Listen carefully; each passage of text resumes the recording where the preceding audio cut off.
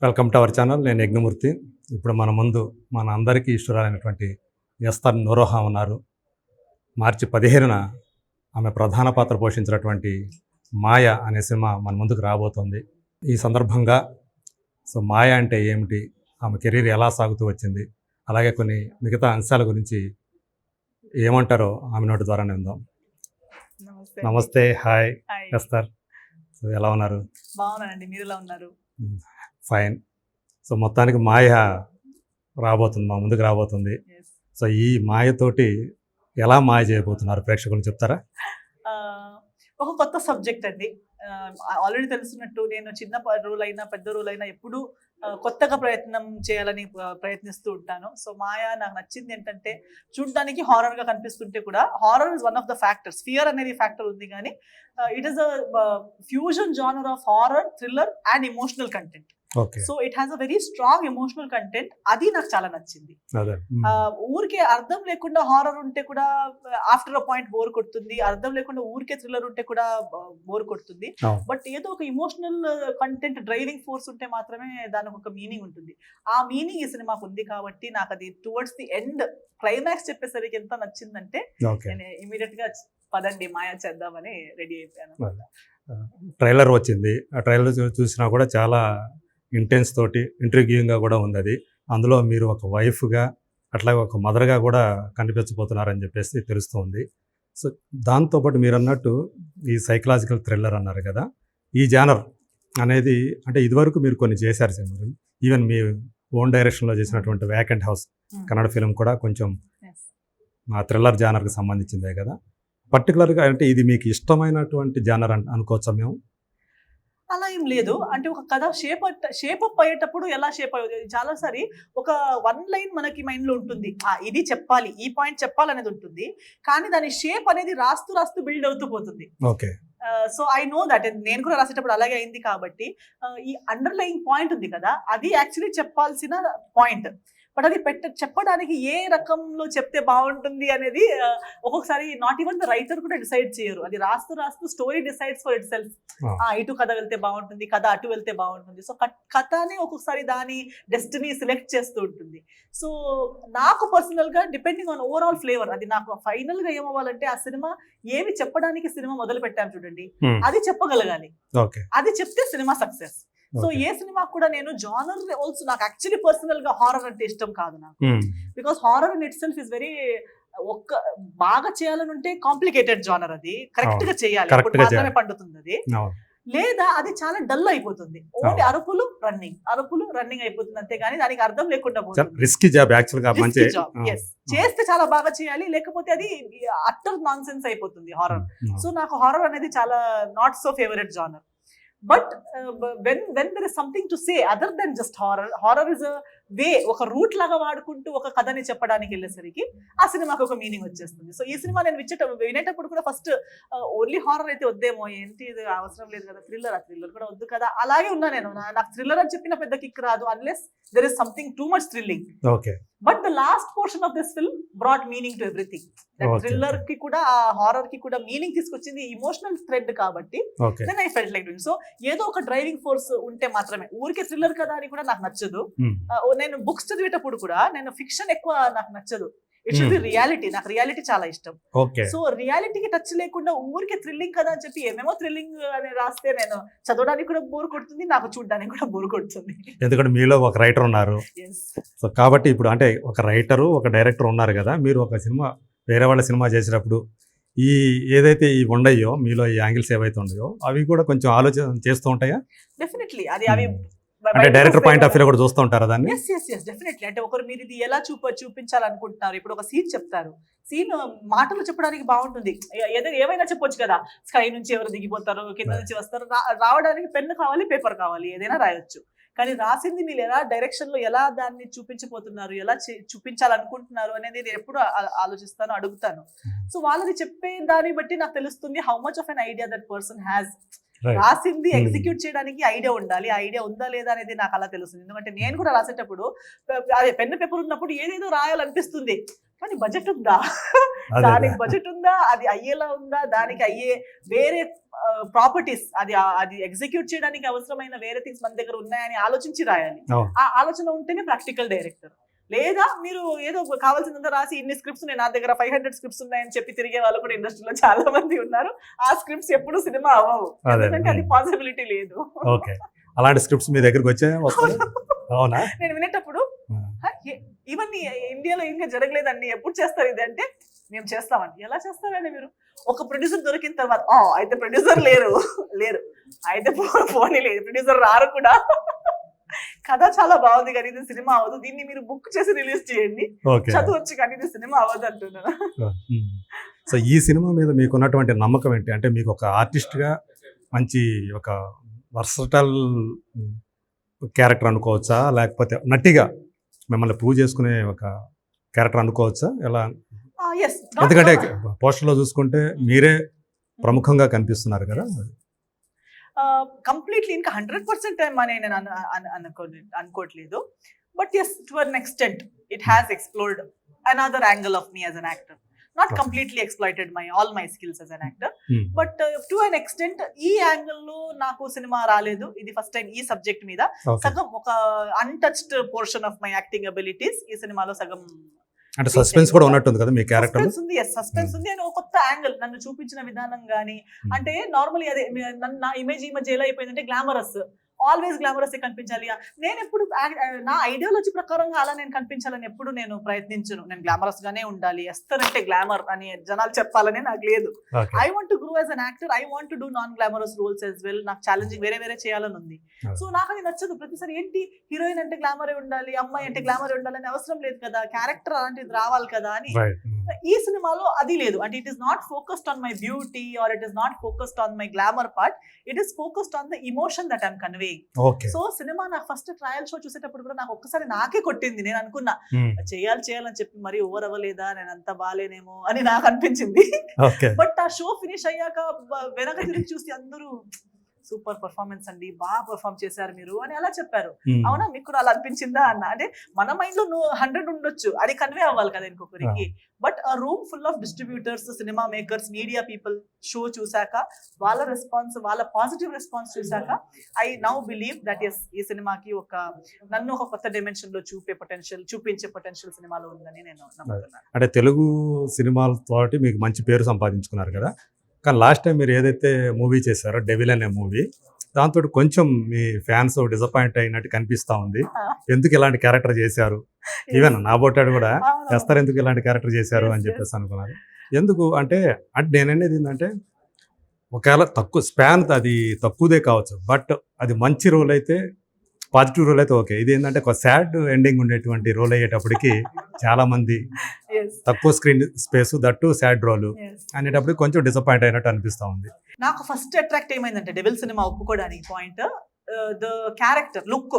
అది చెప్పారు చూడు, ఒక ట్రైబల్ కైండ్ ఆఫ్ క్యారెక్టర్, ఇంటి servant, but she's a key character, she does something. ఆమె చేసిన ఒక దీంట్లో సినిమా ఇదైపోతే అదని వన్ లైన్ ఉంటుంది. అంటే ఒక ప్రామినెన్స్ అనేది ఉంటుంది ఒక ఇన్సిడెంట్ లో. And the look I like. అంటే నేను చెప్పాను కదా, ఎప్పుడు అందంగా కనిపించడము, ఐలైనర్ ఒక డీ గ్లామరస్, ఒక పీరియడ్ డ్రామా, ఆ పీరియడ్ లో అలాంటి మనిషి, ఆ లైఫ్ నాకు ఎస్తరుగా ఎప్పుడు దొరకదు బ్రతకడానికి. I will never get to live that life. At least glimpse, ఆ కారైకుడిలో అంత పెద్ద ఇంట్లో ఒక పని మనిషిగా ఉండటం ఏంటి, అది ఒక నాకు ఇంట్రీగింగ్ అనిపించింది. Yes, I want to be a పని మనిషి for a day. So I liked it. అక్కడ వెళ్ళాక ఆ కాస్ట్యూమ్ వేసుకోవడం కానీ, ఆ లుక్ లో నన్ను చూడడం, I really loved it. I like నా journey of my character. I liked length. నేను పర్సనల్ గా నాకు పెద్ద హర్ట్ అవ్వలేదు, బట్ యాక్చువల్లీ షూట్ చేసేటప్పుడు నంబర్ ఆఫ్ సీన్స్ ఇంతే ఉండే, సీన్స్ ఏం కట్ అవ్వలేదు. Length of the scenes was little long. సంభాషణ, conversation was longer. For example key ఇచ్చేటప్పుడు ఇది కీ, మీరు ఎప్పుడైనా రావచ్చు, ఎప్పుడైతే అప్పుడు వెళ్ళొచ్చు, అలా కొంచెం ఎక్కువ మాట్లాడుతుంది. బట్ నాకు తెలిసి ఎడిట్ చేసేటప్పుడు ఏమైపోతుందంటే ఒక్కసారి మ్యాటర్ కన్వే అయిన తర్వాత మళ్ళీ డైలాగ్స్ వద్దు అని ఆలోచించి ట్రిమ్ చేసి ఉంటారు. ఈవెన్ లాస్ట్ కి అది మర్డర్ అయ్యే సీన్ లో కూడా కొంచెం ఎక్కువ క్లాష్ మాట్లాడడం ఎక్కువ ఉండే, అది డబ్బింగ్ టైమ్ లో కూడా చేసాము. But after dubbing when they have edited maybe they have felt that okay too much talking వద్దు, ఒక్కసారి పాయింట్ మర్డర్ అనేది కన్వే అయ్యాక ట్రిమ్ చేద్దాం అన్నట్టు ఒపీనియన్ వచ్చి ఉండొచ్చు. ఎందుకంటే మనం కూడా ఇప్పుడు ఎడిటింగ్ లో ఈవెన్ యాజ్ అ మేకర్ నేను కూర్చునేటప్పుడు we will think of the film as an entire piece. We'll hurt అవుతారు, వాళ్ళకి బాధపడొద్దు అని చెప్పి అలా ఆలోచించాం కదా, వద్దులే ఒకసారి స్క్రీన్ ప్లే పరంగా కూడా చూసుకొని చేయాల్సి వస్తుంది, ట్రిమ్ చేయాల్సి వస్తుంది. So I'm not hurt with that, I understand. What I like is Abhishek గారు ఈ చేసేటప్పుడు నా క్యారెక్టర్ కి ఇంకో ఆప్షన్ అనేది లేదు, ఎస్తర్ గారే ఫిక్స్ చేసి అప్రోచ్ అయ్యారు. ఆయన రెక్కి చూసారంట, రెక్కి చూసాక రెక్కిలో నా క్యారెక్టర్ చూసి ఈ సినిమాలో ఈ క్యారెక్టర్ నా కోసమే అని ఫస్ట్ చెప్పారంట ఎస్తర్ గారు ఈ క్యారెక్టర్ అని. So this role was actually made for me and it had come straight to me from the production itself without any option. I was not an option, I was the only choice. So that's why I took it up. Point number 1, I always like it when somebody makes a role for me, Esther కోసమే అని role. తర్వాత shoot చేసేటప్పుడు కానీ ప్రతి దానికి they gave it very good prominence, they wanted to give that character very good. ఇప్పుడు నా look గురించి కూడా వాళ్ళు చాలా వర్క్ చేశారు, బిల్డ్ చేశారు ఆ క్యారెక్టర్ ని, మొత్తం ఆ లుక్ అలాగే ఉండాలని. సో తర్వాత ఒక్కొక్కసారి క్రియేటివ్ క్రియేటివ్ దీంట్లో ఒక డిసిజన్స్ తీసుకోవాల్సి వస్తాయి. So I know it. So నాకు పర్సనల్ గా చచ్చిపోవడం అని నేను చెప్పాను కదా, ప్రతి ఒక్కటి చేయాలి. ఆర్టిస్ట్ కి వచ్చిన తర్వాత ప్రతి దాంట్లో నేనే గెలిచే క్యారెక్టర్ అయి ఉండాలి, నేను ఓడిపోకూడదు, అది అంత పర్సనల్ గా కెరియర్ ని తీసుకోకూడదు. ఇప్పుడు ఆ ఒక్క సంవత్సరంలో 3-4 సినిమాస్ వచ్చేటప్పుడు ఒక సినిమాలో నేను గెలుస్తాను, ఇంకో సినిమాలో నేను ఓడిపోతాను, ఒక్క సినిమాలో నేను వేరే వాళ్ళని చంపేస్తాను, ఇంకో సినిమాలో వేరే వాళ్ళు నన్ను చంపేస్తారు, అవన్నీ నేను అంత పర్సనల్ గా ఫీల్ అవ్వను. What I like is again, ఇప్పుడు మీరు కామెంట్ చేశారు అండ్ ఇంకా చాలా మంది మీరు ఇంకా ఉండాల్సింది మేడం, మీ క్యారెక్టర్ ఇంకా ఉండాల్సింది. See, that is my success, that people liked it, they wanted to see more of it. ఇప్పుడు ఎంతో మందికి మేకర్స్ కి నేను ఇంకో షేడ్ లో ఎలా కనిపిస్తాను అనే ఒక డెమో అయినా దొరికింది కదా, దే గాట్ టు సీ. ఇప్పుడు ఎస్తర్ గారిని కొందరికి ఆ టాలెంట్ ఎలా ఉందంటే నన్ను ఇలా చూసి 2-3 క్యారెక్టర్స్ లో నన్ను ఊహించుకునే కెపాసిటీ కొన్ని మేకర్స్ కి ఉంది. కొన్ని మేకర్స్ కి నన్ను లుక్ టెస్ట్ చేసి చూడాల్సి వస్తుంది, ఈ క్యారెక్టర్ కి సెట్ అవుతారా. కొందరికి ధైర్యం ఉండదు. ఇప్పుడు ఒక్క సినిమా చూసారా, అన్ని సినిమాల్లో ఇంతే. ఇప్పుడు మేడం ఒక సంస్కార కాలనీ చేశారా, ఇంకా సంస్కార కాలనీనే, రెక్కినే, ఇప్పుడు ఇది మాయనే. అలా కాకుండా ఇప్పుడు డెవిల్ చూసిన వాళ్ళకి ఓ లేదు, ఇలాంటి ఒక రోల్ కూడా డిఫరెంట్ రోల్ కూడా తను చేయగలుగుతుంది. బిగ్గర్ ఇక నెక్స్ట్ టైం బిగ్గర్ లెంత్ లో చేయాలని ఉంటే కూడా they know how I look or how I can deliver that kind of performance also. So maybe whoever would have seen, ఎవరు నా గురించి నేను లిమిటెడ్ గా అనుకున్నారు, వాళ్ళకి ఒక డెమో ఓకే ఎస్తర్ ఇది కూడా చేయగలుగుతుంది. నాకు కూడా పర్సనల్ గా self assurance that I can do something which is not stereotypical అనేది కూడా. దాంట్లో కూడా నాకు ఇంట్రెస్టింగ్ అనిపించింది ఏంటంటే ఒకరోజు పని మనిషిగా కూడా చేశాను, ఇష్టం నాకు. ఎందుకని నాకు చేయాలని ఉంది. నేను ఇప్పుడు విక్రమ్ సినిమా చూసి నేను అన్ని ప్రతి ఇంటర్వ్యూలో చెప్తున్నాను, అది ఏజెంట్ టీనా రోల్ చూస్తే నాకు అనిపిస్తుంది నేను కూడా పని మనిషి రోల్ చేయాలి, నాకు చేయాలి, నాకు కూడా అన్ని ఒక ఫార్మర్ రోల్ చేయాలి. ఎందుకు ఎప్పుడు కార్పొరేట్, ఇప్పుడు మనం ఈ లైఫ్ లో అది బ్రతకలేము. నేను ఇప్పుడు ఎస్తర్ గా పుట్టాను, ఎస్తర్ లైఫ్ బ్రతుకుతున్నాను.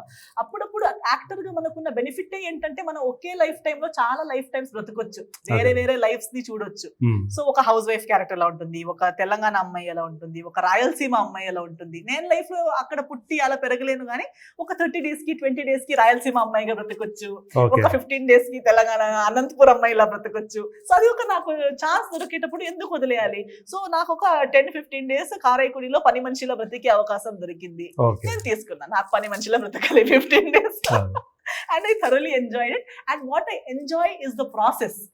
Film చూసేటప్పుడు it's the end product we are seeing. But in the process, the journey, the evolution, learning.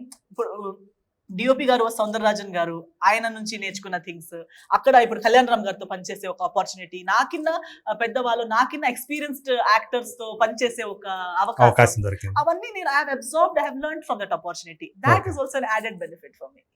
Nice. మీది మొన్న ఫిబ్రవరి 27న మీరు యాక్ట్ చేసినటువంటి భీమవరంలో 10 years కంప్లీట్ చేసుకున్నారు. అది మీరు కూడా హ్యాపీగా షేర్ చేసుకున్నారు. అంటే మీ ఫస్ట్ హిట్కి 10 years అయిందని చెప్పేసి, అందులో సునీల్ హీరో. సో సునీల్ గురించి చెప్పాలంటే ఏం చెప్తారు? ఎందుకంటే తను ఫస్ట్ కమెడియన్గా స్టార్ట్ చేశాడు, తర్వాత హీరో అయ్యాడు, ఇప్పుడు విలన్గా చేస్తున్నాడు, క్యారెక్టర్ ఆర్టిస్ట్గా చేస్తున్నాడు. సో సునీల్ గురించి చెప్పాలంటే ఏం చెప్తారు? అతని career evolution of his career గురించి చెప్పాలంటే ఏం చెప్తారు? I think they are all inspiration to us. I feel so happy that మనం చూడండి కలిసి పనిచేసిన వాళ్ళందరూ మన జర్నీస్ ఆల్మోస్ట్ ఒకేలా ఉన్నాయి. And I like it because నేను వచ్చేటప్పుడు కూడా ఆయన నాకు సీనియర్ కదా, he's a senior artist, he has already proved himself. Already కలిసేటప్పుడు Yes. టాప్ హీరో కామెడియన్ గా ఉండి అవును. ఆల్రెడీ హీరోగా కూడా సగం కొన్ని చాలా సినిమాలు డిమాండ్ చేసి, ఉన్నటువంటి ఆ, కామెడియన్, కామెడీ హీరోగా ఆ, ఉన్నాడు అప్పుడు. yes, అవును. తర్వాత హీరో కూడా.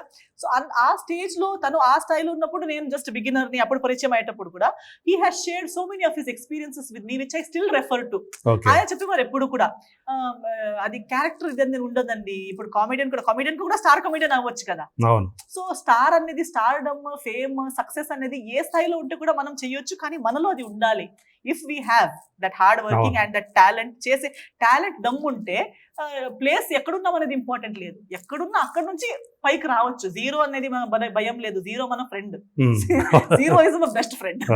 జీరో నుంచి మనం ఎన్నిసార్లైనా పైకి వస్తాం. ఎందుకంటే హార్డ్ వర్క్ తెలుసు, కష్టపడడం తెలుసు, టాలెంట్ తెలుసు, ఎలా చేయాలనేది తెలుసు. మన వర్క్ మనకు తెలుసుంటే దేని భయం మనకి లేదు. సో ఆయన కూడా చూడండి హీరో అయ్యారు, సడన్ గా మళ్ళీ హీరో నుంచి క్యారెక్టర్ అవ్వడానికి భయం లేదు. బ్రతకడం తెలుసు, పని చేయడం తెలుసు కాబట్టి. So same thing is happiness and inspiration for me. When I look at మొన్న రీసెంట్ ఏదో ఒక ఇన్కోర్స్ ప్రాజెక్ట్ గురించి మాట్లాడడానికి కాల్ చేశాము. అప్పుడు అన్నారు ఏంటి ఫుల్ బిజీ కదా, చూస్తున్నాను నేను చూస్తున్నాను, క్యారెక్టర్స్ మీద క్యారెక్టర్స్ చేస్తున్నారు, చాలా బాగా చేస్తున్నారండి, వెరీ గుడ్, నాకు చూడడానికి చాలా హ్యాపీగా ఉంది. నేను మీరేం ఎక్కువ చేస్తున్నారా, మీరు కూడా అంతే కదా. పుష్పతోటి ఆయన మళ్ళీ ఇంకో షేడ్, ఇంకో షేడ్ యాక్టర్ గా మీరు కూడా షాప్ల మీద షాప్లు ఇస్తున్నారులేండి, మా సీనియర్ మీరు, మిమ్మల్ని మేము ఫాలో అవుతున్నాం అంతే. తనతో we are happy for each other when we see. ఇప్పుడు 10 years కింద చూస్తే మనం అప్పుడు ఇక్కడ ఉన్నాము, ఇప్పుడు ఇంకో చోట ఉన్నాము, కానీ ఇప్పుడు కూడా parallelly ఉన్నాం. we are together, we are doing a journey, we are happy for each other, and that makes us feel like we are all a family. కొత్త క్యారెక్టర్స్ వస్తున్నాయి, డిఫరెంట్ క్యారెక్టర్స్ వస్తున్నాయి. and there is no end. అంటే ఒక talent ఉన్న మనిషికి end అనేది లేదు, చేసినంత రోజు వరకు ఉంటుంది. తనలో ఇంకొక టాలెంట్ ఏంటంటే తను మంచి డాన్సర్. అతనితో డాన్స్ చేసేటప్పుడు ఎలా అనిపించింది? నాకు కూడా నా డాన్స్ ఇష్టం. సో అది కూడా చాలా చాలా మంచిగా working together for both of us. I think it was a very good experience. ఎప్పుడు స్ట్రెయిన్, స్ట్రెస్, డిస్కంఫర్ట్, మన మధ్యలో ఉన్న ఇన్ని గ్యాప్స్ ఉన్న తర్వాత కూడా there was no gap. When we work there was so much comfort. మన ప్రమోషన్స్ టైంలో కూడా మమ్మల్ని చూస్తే it never felt like I am new or he is senior. అలాంటి ఫీలింగ్ లేదు. There was this comfort, fun, sense of humour కూడా same ఉంది మన ఇద్దరికి. సో సక్సెస్ స్టోర్ అవన్నీ వెళ్ళేటప్పుడు ఒకే బండిలో వెళ్ళే వాళ్ళం. ఫస్ట్ ఏం చేశారు, తనకి వేరే బండి, నాకు వేరే, ఒక్కొక్కరే కూర్చొని వెళ్తున్నాం దయ్యంలాగా ఒక్కొక్క బండిలో. తర్వాత ఏంటండి నిద్రపోయి చచ్చిపోతున్నాం, అసలు బై రోడ్ వెళ్తున్నాం కదా, బోర్ అయిపోయి నాకు అసలు చాలా బోర్ కొడుతుందంటే, నాకు కూడా చాలా మాట్లాడాలి కదా, ఆయనకి కూడా చాలా మనుషులు ఉండాలి కదా. సో కలిసి ఒకే బండిలో మాట్లాడుతూ, పాటలు వింటూ, ఇంకా ఏదేదో. So that sync was there. It was not that, oh, I am a hero, she is just a newcomer heroine. No, he used to talk about everything. Naku inta Telugu, Bhimavaram culture, Andhra culture, మాటకి అయ్యండి అని చెప్పడం. So చాలా ఇవన్నీ తెలుసుకున్నా ఆయన. నాకు చాలా థింగ్స్ ఊర్లో నుంచి దాటుతూ వెళ్ళేటప్పుడు కూడా చెప్పేవారు, ఈ ప్లేస్ ఎలా ఉంటుంది, ఏమండి మీకు ఇది తెలుసుంటదో చెప్తారు ఏదో ఒకటి. సో అవునా, సో నాకు అప్డేట్ చేశారు. So so many good memories. So ఇంకా ఎంత మందితో కలిసి పనిచేసినా కొన్ని మెమరీస్, అది కొన్ని ఇంతే టైం స్పెండ్ చేసి ఉంటే కూడా అది మైండ్ లో ట్రెజర్ అయిపోతాయి. తర్వాత ఒక అమ్మాయిగా, అంటే కొంతమంది ఆడవాళ్లే, మీ లేడీ ఆర్టిస్ట్లే డ్రెస్ గురించి మాట్లాడుతున్నారు, డ్రెస్ సెన్స్ గురించి, అట్లాగే ఆడవాళ్ళ ఫ్రీడమ్ గురించి మాట్లాడుతున్నారు. ఎందుకు ఆడవాళ్ళు అర్ధరాత్రి పూట 12 గంటలకు ఎందుకు బయటికి రావాలి అని అన్నపూర్ణమ్మ గారి లాంటి సీనియర్ ఆర్టిస్టే అంటాం ఈ మధ్య కాలంలో.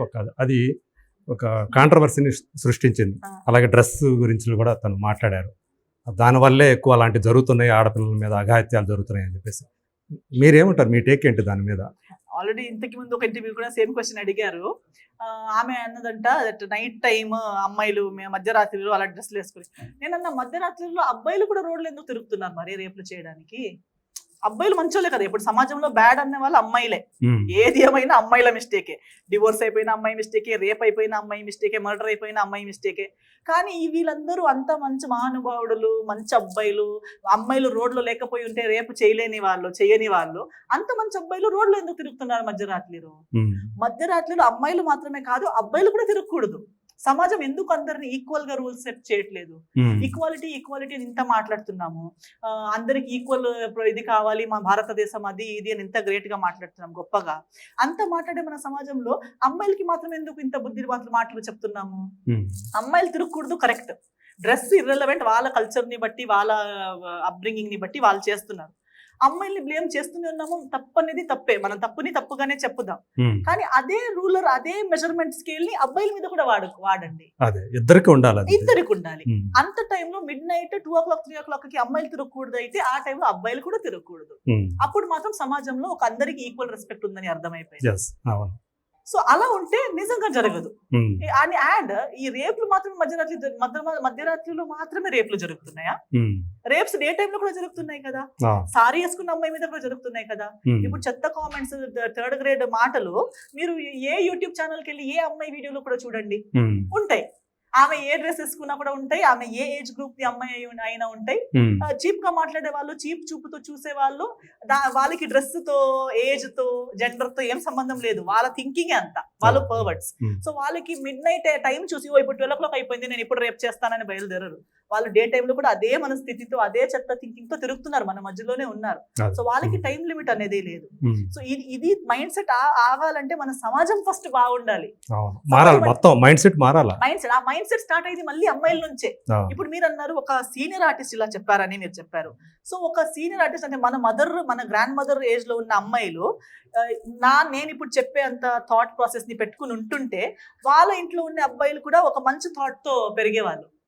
ఇంట్లోనే ఏమవుతుందంటే అమ్మాయిలకి, రే నువ్వు అలా కూర్చోద్దు, అబ్బాయిల ముందే బ్రదర్ అండ్ సిస్టర్ ఉంటే సిస్టర్ కి ఒక్కలా చెప్తారు, బ్రదర్ కి ఒక్కలా చెప్తారు. అమ్మాయి వెళ్ళి వంట చేయాలి, క్లీనింగ్ చేయాలి, డ్రెస్ అలా చేసుకోవాలి, ఇలా వేసుకోవాలి, టైంకి ఇంటికి రావాలి. వాడబ్బాయి కదా ఏదైనా చేస్తే బ్రతుకుతాడు, నీకెందుకు? అదే మైండ్ సెట్ వాళ్ళు చిన్నప్పటి నుంచి విని ఏమనుకుంటున్నారు, నేను ఏం చేసినా పర్లేదు, నేను అబ్బాయి కదా, నువ్వు జాగ్రత్తగా ఉండాలి. ఎందుకు? నేను నీ సిస్టరే కదా, ఒకే అమ్మ కడుపులో పుట్టాము, ఒకే ఇంట్లో పెరిగాము, నాకు ఒక రూల్ నీకు ఒక రూల్ ఎందుకు, ఒకే అన్నం తింటున్నాము. డిఫరెన్స్. నేను ఫెమినిస్ట్ అని చాలా మంది అనుకుంటారు, ఇది ఫెమినిస్ట్ థాట్ కాదు. ఫెమినిస్ట్ అంటే అమ్మాయి ఏం చేసినా no I will not say that. అమ్మాయిలు పాపం, అమ్మాయిలకి స్పెషల్ రికగ్నిషన్ కావాలి, అమ్మాయికి స్పెషల్ అని నేను చెప్పను. ఈక్వల్ రైట్స్ ఉండాలి, ఈక్వాలిటీ ఉండాలి. ఇప్పుడు అమ్మాయి అబ్బాయి ఇప్పుడు తాగడం, అమ్మాయిలు తాగితే చీప్, అబ్బాయిలు తాగితే కూల్. ఎందుకు? తాగడం అనేది బ్యాడే కదా, ఎవరు చేసిన బ్యాడే. స్మోకింగ్ చేసిన డ్రగ్స్ తీసుకుంటే, అబ్బాయిలు తీసుకుంటే కూల్. ఇప్పుడు గోవా ట్రిప్ కి ఓన్లీ బాయ్స్ గోవా ట్రిప్ కి వెళ్తే అందరూ నవ్వుతారు, ఓ బాగా ఎంజాయ్ చేశారా మీరు అని. బ్యాంకాక్ వెళ్ళి వస్తే బాగా ఎంజాయ్ చేస్తారా, అది ఏమని తెలిసి కూడా అందరూ నవ్వుతారు. అది అమ్మాయిలు మాత్రమే ఒక గ్రూప్ చేసి గోవాకి వెళ్ళి వస్తే, ఏం క్యారెక్టర్లెస్ అమ్మాయిలు ఎందుకు గోవాకి వెళ్ళి వచ్చారు, ఏం చేస్తుంటారు? బాయ్స్ చేసిందే చేసుంటారు కదా, కానీ బాయ్స్ చేసింది కూల్, అమ్మాయిలు చేసింది జడ్జ్మెంట్. మీ బేస్ అంతా గోవా అనుకుంటా కదా? గోవాలో నేను చాలా చూస్తుంటాను. నేను ఎయిర్పోర్ట్ కి వెళ్ళేటప్పుడు కూడా, గోవా నుంచి ట్రావెల్ చేసేటప్పుడు నేను ఒక్క ఆమెనే పని మీద వెళ్లే మనిషి అయి ఉంటాను. మిగతా వాళ్ళందరూ నాకు వినిపిస్తారు, అండ్ నాకు అన్ని లాంగ్వేజెస్ అర్థం అవుతాయి కాబట్టి. కొందరు కన్నడలో మాట్లాడుతూనే ఉంటారు ఫోన్ లో. నేను ఇంట్లో చెప్పకుండా వచ్చాను, మమ్మీ డాడీకి నేను బెంగళూరులో ఉన్నానని తెలుసు, నేను ఇప్పుడు గోవాకి వచ్చానని తెలీదు. అప్పుడు వాళ్ళు కూల్ గా కామెడీగా మాట్లాడుతున్నారు, కానీ నా మైండ్కి ఏమొస్తుందంటే, ఇప్పుడు వీళ్ళ పేరెంట్స్ కి వీళ్ళు బెంగళూరులో చదువుతున్నారని తెలుసు, వీళ్ళు బెంగళూరులో ఉన్నారనే చెప్పి ఒక వీకెండ్ కోసం ఫ్రెండ్స్ తో గోవా వచ్చారు. ఫ్యామిలీకి అబద్ధం, కాలేజ్ లో అబద్ధం, ఇక్కడ ఉన్నారనే డాక్యుమెంటేషన్ లేదు. ఒకవేళ గోవాలో ఏదైనా జరిగితే వీళ్ళని వెతకడానికి బేసే లేదు. అలా ఉండకూడదు కదా, అలా తప్పు. ఇంట్లో అబద్ధం చెప్పి రాకూడదు కదా, అలా చేయకూడదు. మిస్సింగ్ అయిపోతే వీళ్ళ ఐడీస్, వీళ్ళు ఎవరని గోవాలో ఎవరికి తెలియదు, ఎందుకంటే ఫేక్ ఐడీస్ తో అబద్ధం చెప్పి ఎలా వచ్చి ఉంటారు. అక్కడ ఇంట్లో వాళ్ళకి వీళ్ళు బెంగళూరులో ఉన్నారని తెలుసు, గోవాకి వచ్చారనే మాట కూడా తెలియదు. సో ఇలాంటి క్రైమ్స్ ఎందుకు జరుగుతున్నాయి? ఇప్పుడు ఇదంతా నేను ఆలోచించి లాస్ట్ కి నేను అడిగేది, వీళ్ళందరూ ఇలా ఎందుకు అయిపోయారు, ఎందుకు వీళ్ళకి అబద్ధం చెప్పి రావాల్సి వస్తుంది? అప్బ్రింగింగ్ అంటే సప్రెస్డ్. ఒక ఓపెన్ గా పేరెంట్స్ తో ఓపెన్ గా చెప్పే ధైర్యం లేదు. ఇప్పుడు అమ్మ నాన్న అబ్బాయికి వెళ్ళరా అని చెప్తారు, అమ్మాయిలకి వద్దని చెప్తారు. కానీ బ్రదర్ వెళ్ళేటప్పుడు సిస్టర్ కి కూడా అనిపిస్తుంది కదా, వాడు ఫుల్ ఎంజాయ్ చేస్తాడేమో, ఆ క్యూరియాసిటీ అనేది ప్రతి ఒక్కరికి ఉంటుంది. సో వాళ్ళు ఎంజాయ్ చేస్తారు, నాకు కూడా చేయాలనే కోరిక వస్తుంది. ఇప్పుడు అన్ని ఓపెన్ గా బ్రదర్ అండ్ సిస్టర్ కి కూడా కలిసి ఫ్రెండ్స్ గ్రూప్ తో వెళ్ళి రావచ్చు, ఆ మైండ్ సెట్ ఉంటే. కానీ నేను నీతో వస్తానంటే పోవే, నువ్వు ఆ అమ్మాయి కదా నాతో రాకు అంటారు. సో ఆమె ఎలా వెళ్ళాలి? ఆమె కోరికలకి, ఆమె క్యూరియాసిటీకి కోరికలు అంటే చెత్త కోరికలే ఉండాలని లేదు కదా. అవును, ఒక చైల్డ్ మైండ్, ఒక టీనేజ్ కి వెళ్ళేటప్పుడు, ఒక 20s అయ్యేటప్పుడు, ఫస్ట్ టైం కాలేజ్ కి వెళ్తారు, లోకాన్ని ఒక చూస్తారు. ఎక్సైట్మెంట్ ఉంటుంది. నేను కూడా ఒక బయట లోకం చూడాలనే ఒక కోరిక ఉంటుంది. అవును. ఆ ఎక్సైట్మెంట్ తో బయలుదేరుతారు. కానీ వాళ్ళకి కంప్లీట్ గా నాలెడ్జ్ తెలివి కూడా లేదు కదా. ఉమ్, అలాంటి మైండ్ సెట్ లో ఇలాంటి క్రైమ్స్ జరుగుతాయి. సో ఇది జస్ట్ ఒక పొట్టి డ్రెస్ వేసుకోవడం వల్ల లేదా నైట్ తిరగడం వల్ల ఒక్క ఫ్యాక్టర్ కాదు. ఇది ఒక చాలా full ఉంటుంది. సమాజం, ఒక రౌండ్, ఒక సర్కిల్, ఒక ఈకో సిస్టమ్. అవును. అవన్నీ మొత్తం ఒక ఈకో సిస్టమ్ రిపేర్ చేయకుండా ఓన్లీ డ్రెస్లు వేసుకుని తిరిగేది ఆపేస్తే ఇవన్నీ ఆగదు. Right. మనం ఫస్ట్ మన చెత్త థింకింగ్, మన అప్బ్రింగింగ్ మార్చేయాలి. Thank you.